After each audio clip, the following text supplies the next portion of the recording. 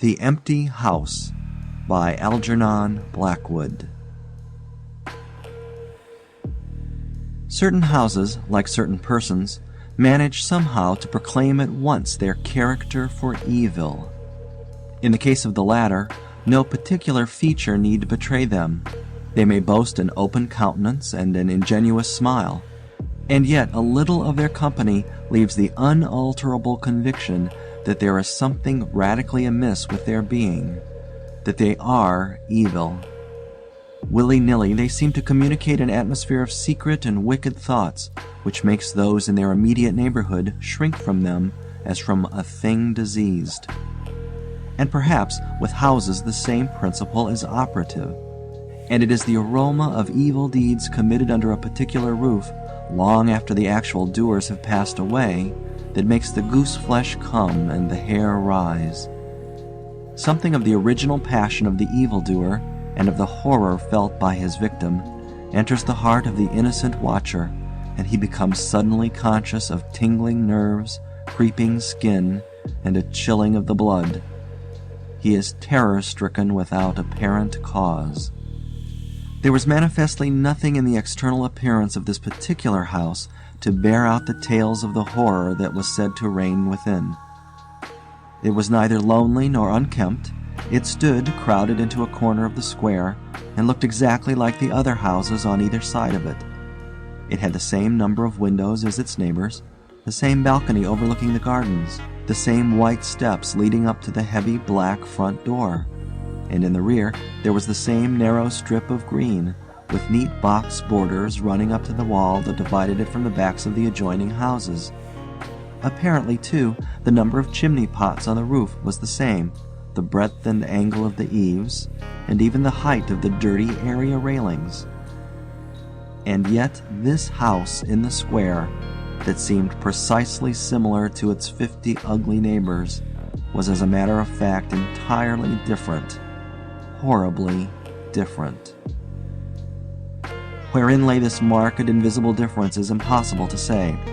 It cannot be ascribed wholly to the imagination, because persons who had spent some time in the house, knowing nothing of the facts, had declared positively that certain rooms were so disagreeable that they would rather die than enter them again, and that the atmosphere of the whole house produced in them symptoms of a genuine terror, while the series of innocent tenants who had tried to live in it and been forced to decamp at the shortest possible notice was indeed little less than a scandal in the town. When Shorthouse arrived to pay a week-end visit to his Aunt Julia in her little house on the seafront at the other end of the town, he found her charged to the brim with mystery and excitement. He had only received her telegram that morning, and he had come anticipating boredom. But the moment he touched her hand and kissed her apple-skin wrinkled cheek, he caught the first wave of her electric condition. The impression deepened when he learned that there were to be no other visitors, and that he had been telegraphed for with a very special object. Something was in the wind, and the something would doubtless bear fruit, for this elderly spinster aunt, with a mania for psychical research, had brains as well as willpower, and by hook or by crook she usually managed to accomplish her ends. The revelation was made soon after tea, when she sidled close up to him as they paced slowly along the seafront in the dusk. "I've got the keys," she announced in a delighted yet half-awesome voice. "Got them till Monday." "The keys of the bathing machine, or?" he asked innocently, looking from the sea to the town. Nothing brought her so quickly to the point as feigning stupidity. "Neither," she whispered. "I've got the keys of the haunted house in the square, and I'm going there tonight." Shorthouse was conscious of the slightest possible tremor down his back. He dropped his teasing tone. Something in her voice and manner thrilled him. She was in earnest. "But you can't go alone," he began. "That's why I wired for you," she said with decision. He turned to look at her. The ugly, lined, enigmatical face was alive with excitement. There was the glow of genuine enthusiasm round it like a halo. The eyes shone. He caught another wave of her excitement, and a second tremor, more marked than the first, accompanied it. "Thanks, Aunt Julia," he said politely. "Thanks awfully." "I should not dare to go quite alone," she went on, raising her voice, "but with you I should enjoy it immensely. You're afraid of nothing, I know." "Thanks so much," he began again. Is anything likely to happen?" "A great deal has happened," she whispered, "though it's been most cleverly hushed up. 3 tenants have come and gone in the last few months, and the house is said to be empty for good now." In spite of himself, Shorthouse became interested. His aunt was so very much in earnest. "The house is very old indeed," she went on, "and the story, an unpleasant one, dates a long way back. It has to do with a murder committed by a jealous stableman who had some affair with a servant in the house. One night he managed to secrete himself in the cellar, and when everyone was asleep, he crept upstairs to the servants' quarters, chased the girl down to the next landing, and before anyone could come to the rescue, threw her bodily over the banisters into the hall below." "And the stableman?" "Was caught, I believe, and hanged for murder, but it all happened a century ago, and I've not been able to get more details of the story." Shorthouse now felt his interest thoroughly aroused, but though he was not particularly nervous for himself, he hesitated a little on his aunt's account. "On one condition," he said at length. "Nothing will prevent my going," she said firmly, "but I may as well hear your condition." "That you guarantee your power of self-control if anything really horrible happens. I mean, that you are sure you won't get too frightened."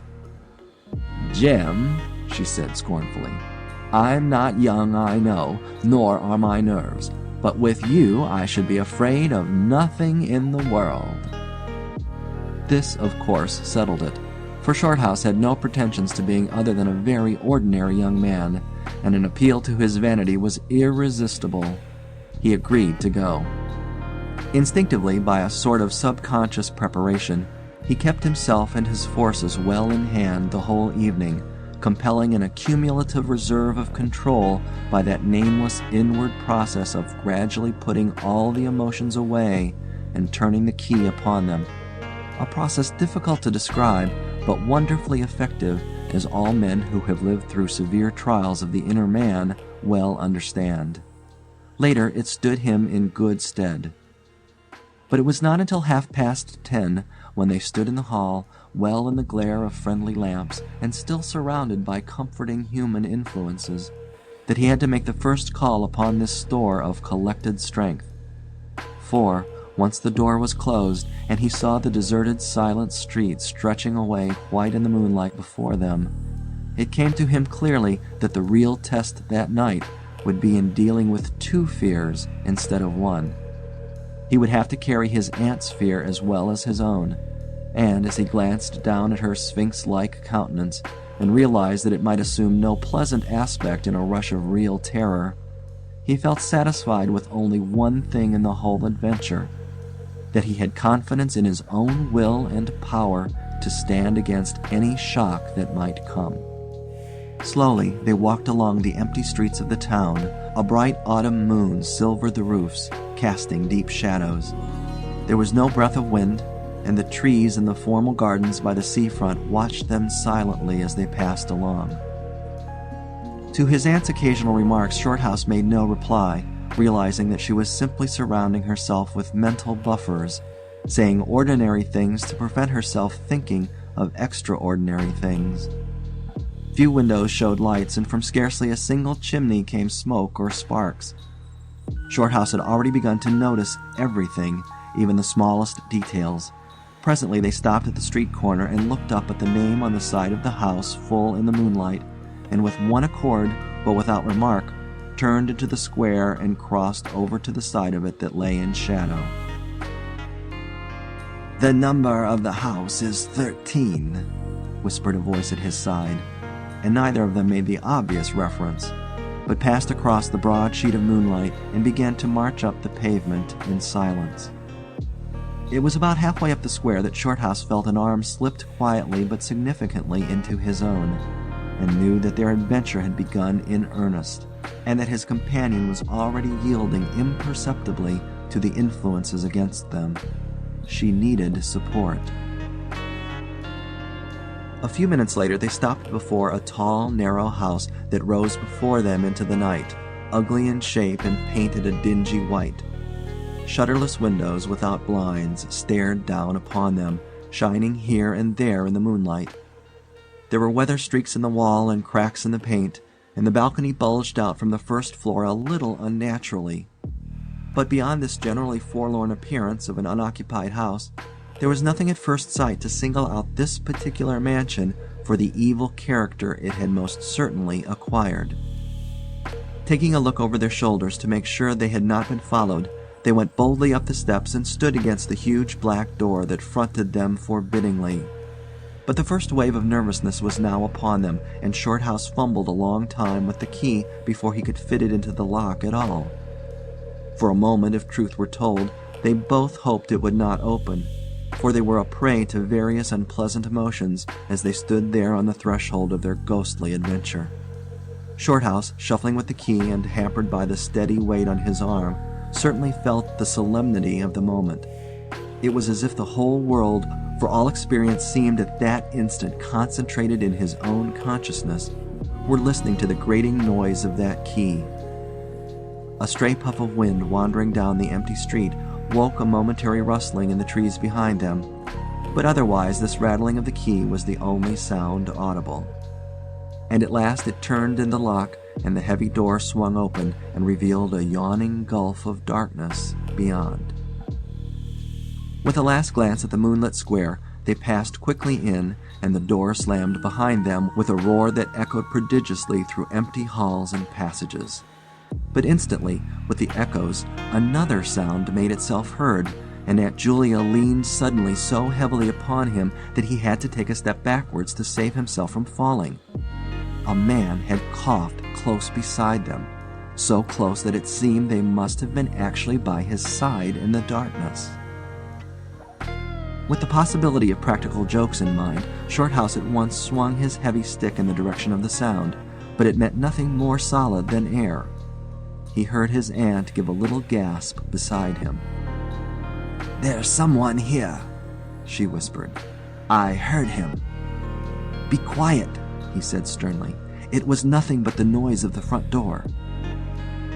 "Oh, get a light, quick," she added, as her nephew, fumbling with a box of matches, opened it upside down and let them all fall with a rattle onto the stone floor. The sound, however, was not repeated, and there was no evidence of retreating footsteps. In another minute they had a candle burning, using an empty end of a cigar case as a holder, and when the first flare had died down, he held the impromptu lamp aloft and surveyed the scene. And it was dreary enough in all conscience, for there is nothing more desolate in all the abodes of men than an unfurnished house dimly lit, silent, and forsaken, and yet tenanted by rumor with the memories of evil and violent histories. They were standing in a wide hallway. On their left was the open door of a spacious dining room, and in front the hall ran, ever narrowing into a long, dark passage that led apparently to the top of the kitchen stairs. The broad, uncarpeted staircase rose in a sweep before them, everywhere draped in shadows, except for a single spot about halfway up, where the moonlight came in through the window and fell on a bright patch on the boards. This shaft of light shed a faint radiance above and below it, lending to the objects within its reach a misty outline that was infinitely more suggestive and ghostly than complete darkness. Filtered moonlight always seems to paint faces on the surrounding gloom, and as Shorthouse peered up into the well of darkness and thought of the countless empty rooms and passages in the upper part of the old house, he caught himself longing again for the safety of the moonlit square, or the cozy, bright drawing-room they had left an hour before. Then, realizing that these thoughts were dangerous, he thrust them away again and summoned all his energy for concentration on the present. "Aunt Julia," he said aloud, severely, "we must now go through the house from top to bottom and make a thorough search." The echoes of his voice died away slowly all over the building, and in the intense silence that followed, he turned to look at her. In the candlelight he saw that her face was already ghastly pale, but she dropped his arm for a moment and said in a whisper, stepping close in front of him, "I agree. We must be sure there's no one hiding. That's the first thing." She spoke with evident effort, and he looked at her with admiration. "You feel quite sure of yourself? It's not too late." "I think so," she whispered, her eyes shifting nervously toward the shadows behind. "Quite sure. Only one thing." "What's that?" "You must never leave me alone for an instant." "As long as you understand that any sound or appearance must be investigated at once, for to hesitate means to admit fear. That is fatal."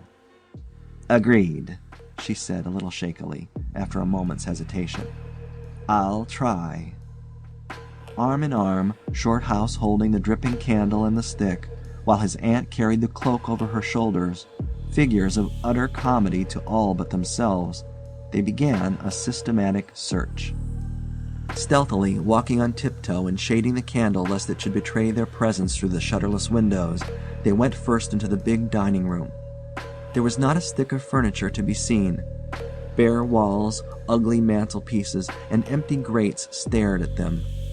Everything, they felt, resented their intrusion, watching them, as it were, with veiled eyes.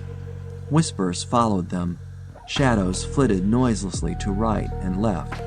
Something seemed ever at their back, watching, waiting an opportunity to do them injury. There was the inevitable sense that operations which went on when the room was empty had been temporarily suspended till they were well out of the way again. The whole dark interior of the old building seemed to become a malignant presence that rose up, warning them to desist and mind their own business. Every moment the strain on the nerves increased. Out of the gloomy dining room they passed through large folding doors into a sort of library or smoking room, wrapped equally in silence, darkness, and dust. And from this they regained the hall near the top of the back stairs. Here a pitch-black tunnel opened before them into the lower regions, and, it must be confessed, they hesitated. But only for a minute. With the worst of the night still to come, it was essential to turn from nothing. Aunt Julia stumbled at the top step of the dark descent, ill-lit by the flickering candle, and even Shorthouse felt at least half the decision go out of his legs. "Come on," he said peremptorily, and his voice ran on and lost itself in the dark, empty spaces below. "I'm coming," she faltered, catching his arm with unnecessary violence. They went a little unsteadily down the stone steps, a cold, damp air meeting them in the face, close and malodorous. The kitchen, into which the stairs led along a narrow passage, was large, with a lofty ceiling. Several doors opened out of it, some into cupboards with empty jars still standing on the shelves, and others into horrible little ghostly back offices, each colder and less inviting than the last. Black beetles scurried over the floor, and once, when they knocked against a deal table standing in a corner, something about the size of a cat jumped down with a rush and fled, scampering across the stone floor into the darkness. Everywhere there was a sense of recent occupation, an impression of sadness and gloom. Leaving the main kitchen, they next went toward the scullery. The door was standing ajar, and as they pushed it open to its full extent, Aunt Julia uttered a piercing scream, which she instantly tried to stifle by placing her hand over her mouth. For a second Shorthouse stood stock still, catching his breath. He felt as if his spine had suddenly become hollow, and someone had filled it with particles of ice. Facing them, directly in their way between the doorposts, stood the figure of a woman. She had disheveled hair and wildly staring eyes, and her face was terrified and white as death. She stood there motionless for the space of a single second. Then the candle flickered and she was gone, gone utterly, and the door framed nothing but empty darkness. "Only the beastly jumping candlelight," he said quickly, in a voice that sounded like someone else's and was only half under control. "Come on, Aunt, there's nothing there." He dragged her forward. With a clattering of feet and a great appearance of boldness, they went on. but over his body the skin moved as if crawling ants covered it, and he knew by the weight on his arm that he was supplying the force of locomotion for two. The scullery was cold, bare, and empty, more like a large prison cell than anything else. They went round it, tried the door into the yard and the windows, but found them all fastened securely. His aunt moved beside him like a person in a dream. Her eyes were tightly shut, and she seemed merely to follow the pressure of his arm. Her courage filled him with amazement. At the same time he noticed that a certain odd change had come over her face, a change which somehow evaded his power of analysis. "There's nothing here, Auntie," he replied aloud quickly. "Let's go upstairs and see the rest of the house. Then we'll choose a room to wait up in." She followed him obediently, keeping close to his side, and they locked the kitchen door behind them. It was a relief to get up again.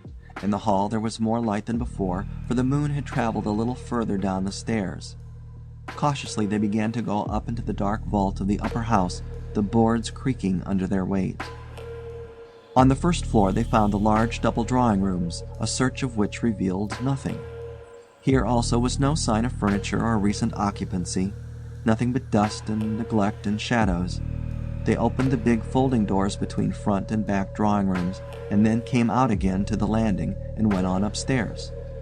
They had not gone up more than a dozen steps when they both simultaneously stopped to listen, looking into each other's eyes with a new apprehension across the flickering candle flame.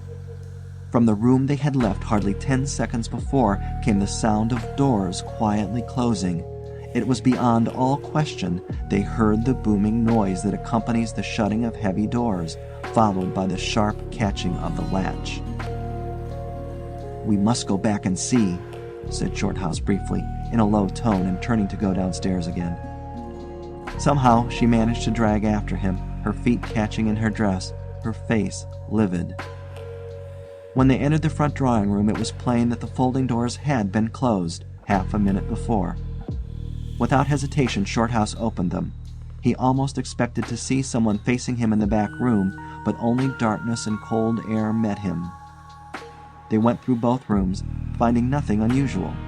They tried in every way to make the doors close of themselves, but there was not wind enough even to set the candle flame flickering. The doors would not move without strong pressure. All was silent as the grave. Undeniably the rooms were utterly empty, and the house utterly still.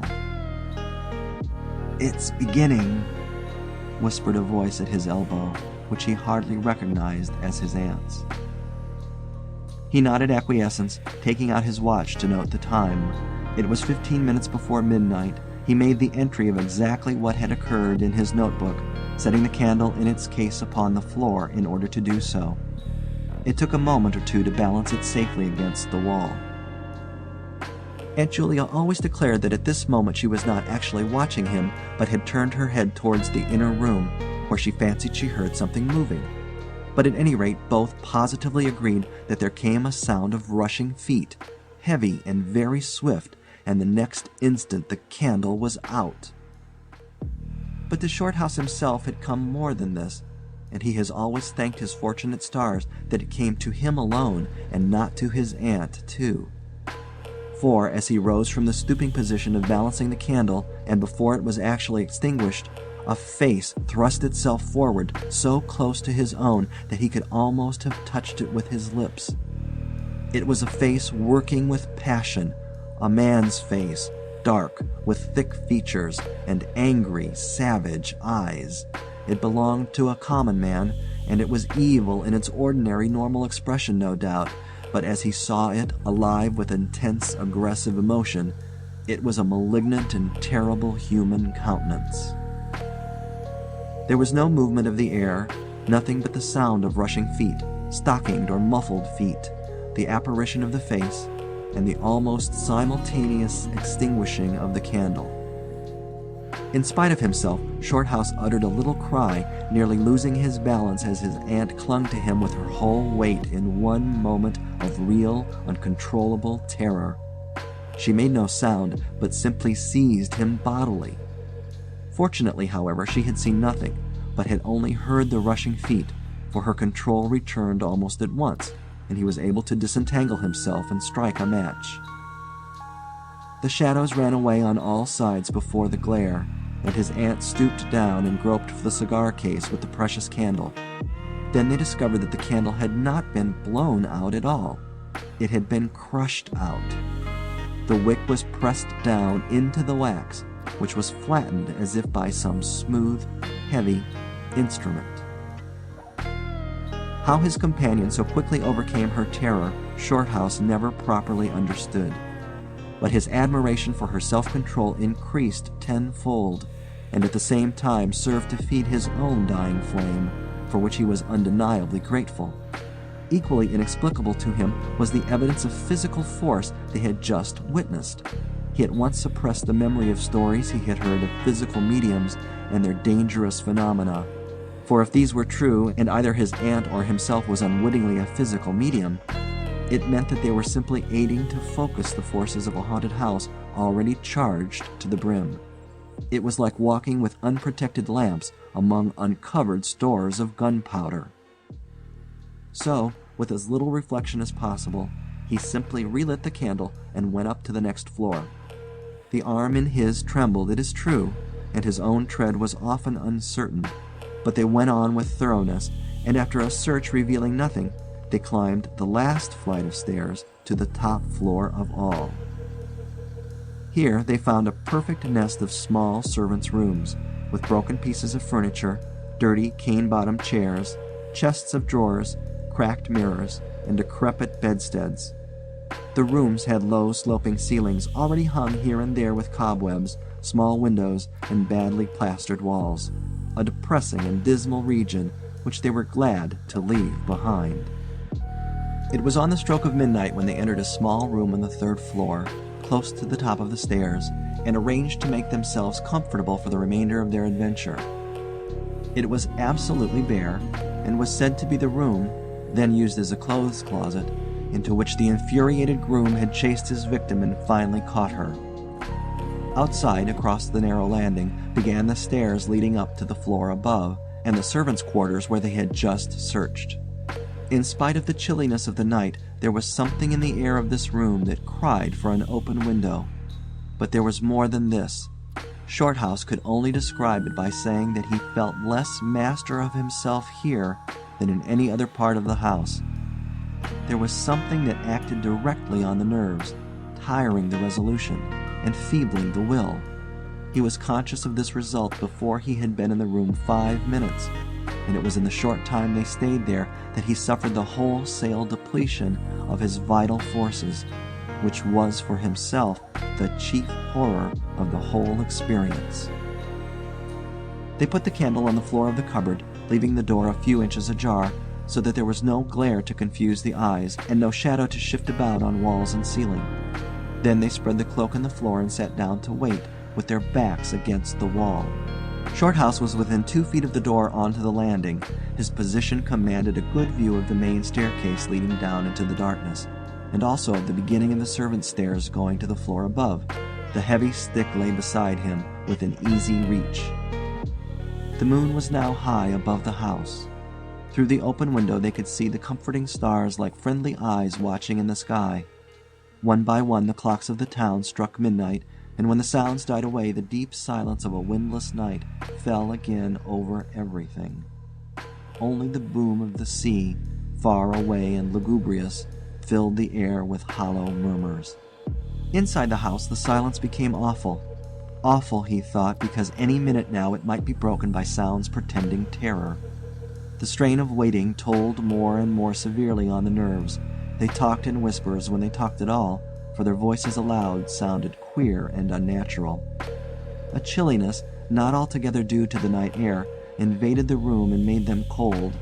The influences against them, whatever these might be, were slowly robbing them of self-confidence and the power of decisive action. Their forces were on the wane, and the possibility of real fear took on a new and terrible meaning. He began to tremble for the elderly woman by his side, whose pluck could hardly save her beyond a certain extent. He heard the blood singing in his veins. It sometimes seemed so loud that he fancied it prevented his hearing properly certain other sounds that were beginning very faintly to make themselves audible in the depths of the house. Every time he fastened his attention on these sounds, they instantly ceased. They certainly came no nearer, yet he could not rid himself of the idea that movement was going on somewhere in the lower regions of the house.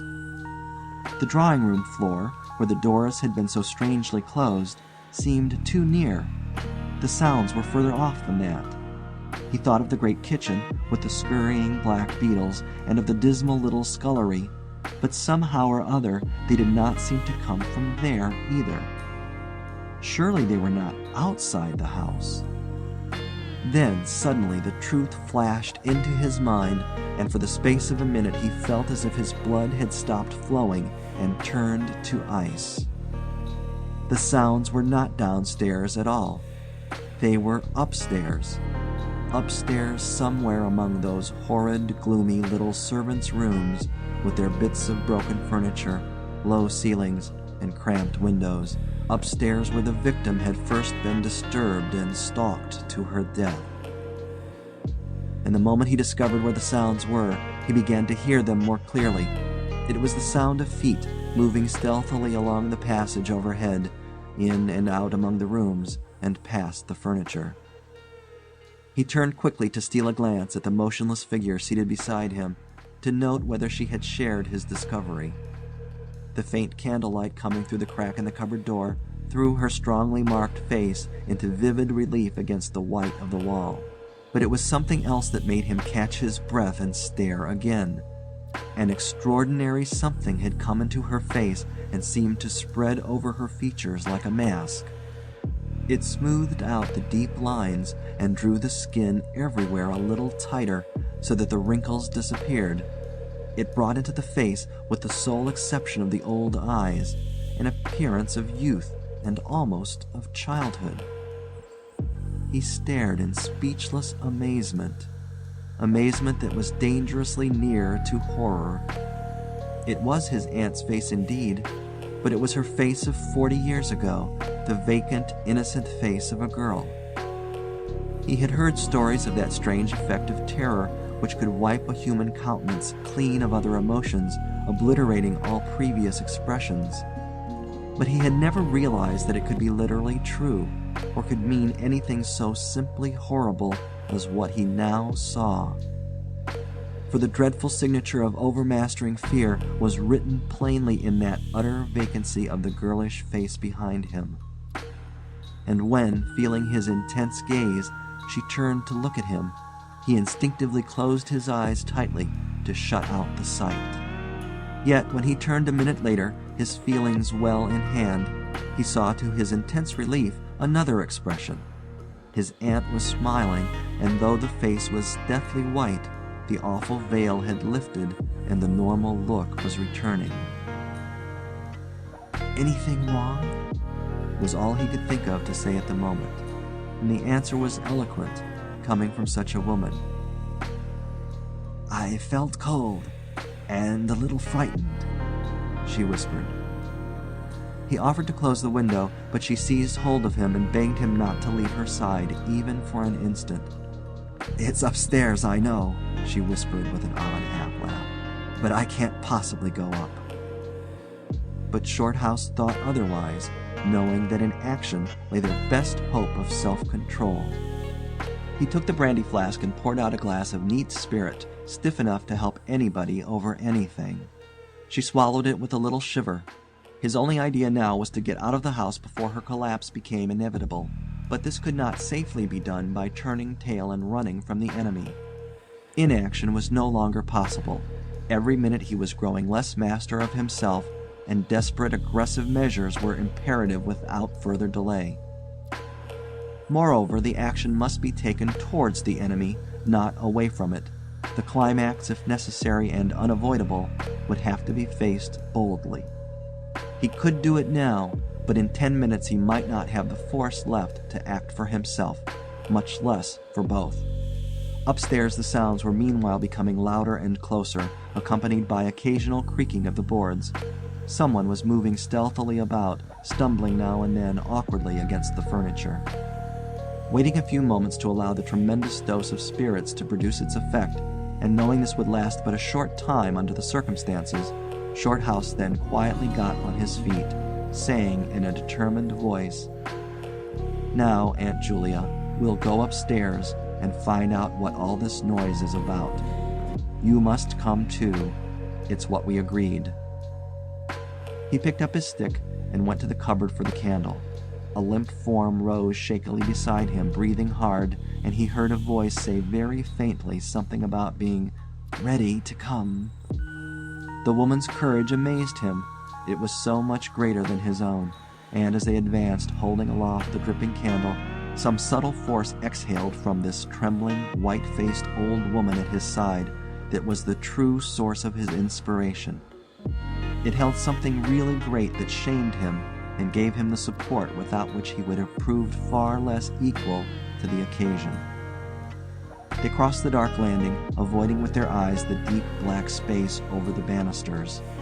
Then they began to mount the narrow staircase to meet the sounds which minute by minute grew louder and nearer. About halfway up the stairs, Aunt Julia stumbled, and Shorthouse turned to catch her by the arm, and just at that moment there came a terrific crash in the servants' corridor overhead. It was immediately followed by a shrill, agonized scream that was a cry of terror and a cry for help melted into one. Before they could move aside or go down a single step, someone came rushing along the passage overhead, blundering horribly, racing madly at full speed, 3 steps at a time, down the very staircase where they stood. The steps were light and uncertain, but close behind them sounded the heavier tread of another person, and the staircase seemed to shake. Shorthouse and his companion had just time to flatten themselves against the wall when the jumble of flying steps was upon them, and 2 persons, with the slightest possible interval between them, dashed past at full speed. It was a perfect whirlwind of sound breaking in upon the midnight silence of the empty building. The 2 runners, pursuer and pursued, had passed clean through them where they stood, and already with a thud of the boards below had received first one, then the other. Yet they had seen absolutely nothing, not a hand or arm or face, or even a shred of flying clothing. There came a second's pause. Then the first one, the lighter of the 2, obviously the pursued one, ran with uncertain footsteps into the little room which Shorthouse and his aunt had just left. The heavier one followed. There was a sound of scuffling, gasping, and smothered screaming, and then out onto the landing came the step of a single person treading weightily. A dead silence followed for the space of half a minute, and then was heard a rushing sound through the air. It was followed by a dull, crashing thud in the depths of the house below, on the stone floor of the hall. Utter silence reigned after. Nothing moved. The flame of the candle was steady. It had been steady the whole time, and the air had been undisturbed by any movement whatsoever. Palsied with terror, Aunt Julia, without waiting for her companion, began fumbling her way downstairs. She was crying gently to herself, and when Shorthouse put his arm around her and half carried her, he felt that she was trembling like a leaf. He went into the little room and picked up the cloak from the floor, and arm in arm, walking very slowly, without speaking a word or looking once behind them, they marched down the 3 flights into the hall. In the hall, they saw nothing, but the whole way down the stairs they were conscious that someone was following them, step by step. When they went faster, it was left behind, and when they went more slowly, it caught them up. But never once did they look behind to see, and at each turning of the staircase they lowered their eyes for fear of the following horror they might see upon the stairs above. With trembling hands, Shorthouse opened the front door, and they walked out into the moonlight and drew a deep breath of the cool night air blowing in from the sea. End of The Empty House.